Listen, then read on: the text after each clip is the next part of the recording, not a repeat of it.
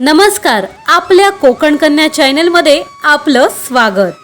पावसात खेकडे पकडण्यासाठी लोक एक्साइटेड असतात। पावसाळा आला आणि खेकड्याचं कालवण मांसाहारी लोकांच्या घरात बनलं नाही असं होतच नाही।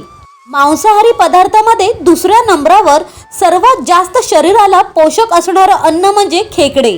सर्वप्रथम खेकडे आपण स्वच्छ करून घेणार। खेकडे कशा प्रकारे साफ आणि स्वच्छ केले जातात त्या पद्धतीचा व्हिडिओ तुम्हाला आपल्या या व्हिडिओद्वारा पाहायला मिळणार आहे। खेकडे आईने मस्त तोडून पाण्याने व्यवस्थित स्वच्छ केले। खेकडे जिवंत अवस्थेत असतील तर चपळाईने त्यांचे पुढचे 2 पाय तोडायचे असतात। बहुधा खेकडे विकत घेतल्यावर मासेवाले काकी ते 2 पाय तोडूनच देतात। जर खेकडे मृत अवस्थेत असतील तर त्यांना साफ करणं अगदी सोयीस्कर ठरतं। आम्ही हे खेकडे आणून फ्रीजर मध्ये ठेवून दिले होते। आईने एक खेकडा साफ करण्यासाठी घेतलेला आहे। खेकड्याच्या पायांच्या टोकांना तीक्ष्ण कडा असतात। सर्वप्रथम आपण त्या काढून घेऊया। या तीक्ष्ण कडांना सुरीसारखी धार असते, त्यामुळे इजा होणार नाही याची काळजी घेता घेता मुळापासून त्या कडा काढून घ्याव्यात। खेकड्याच्या मागच्या बाजूने म्हणजेच खेकड्याचे वरचे कवच, अंगठा आणि कवचाच्या मध्ये बोट घालून आईने ते वेगळे केले। तुम्ही व्हिडिओतून नीट पाहू शकता। ताकदीचा उपयोग करून आपण खेकड्याचे कवच वेगळे केलेले आहे।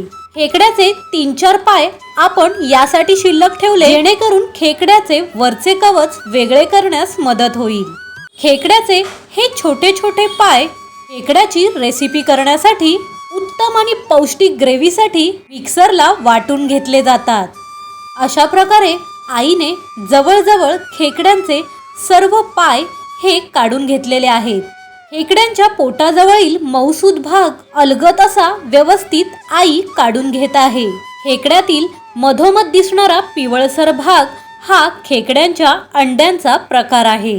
ती अंडी आपण तशीच ठेवणार आहोत जेणेकरून खेकड्याचे कालवण पौष्टिक आणि उत्तम होईल। खेकड्याच्या मुख्य भागावर म्हणजेच वरच्या भागावर त्रिकोणी आकाराचा भाग दिसेल। तो त्रिकोणी भाग नखाच्या सहाय्याने व्यवस्थित असा वेगळा करून घ्यायचा आहे जेणेकरून खेकड्यामधील जो अस्वच्छपणा असेल तो व्यवस्थितरित्या बाहेर काढता येईल।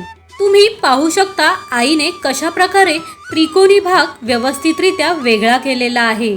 अशा प्रकारे खेकडे व्यवस्थित असे साफ करून नंतर पाण्याने स्वच्छ करून घेतले। आपल्या चॅनलवरून मिळणारी माहिती बहुमोलाची वाटल्यास तुमच्या मित्रमैत्रिणींपर्यंत नक्की शेअर करा। अशा प्रकारे आम्ही खेकड्याचा मस्त असा झणझणीत रसा केला।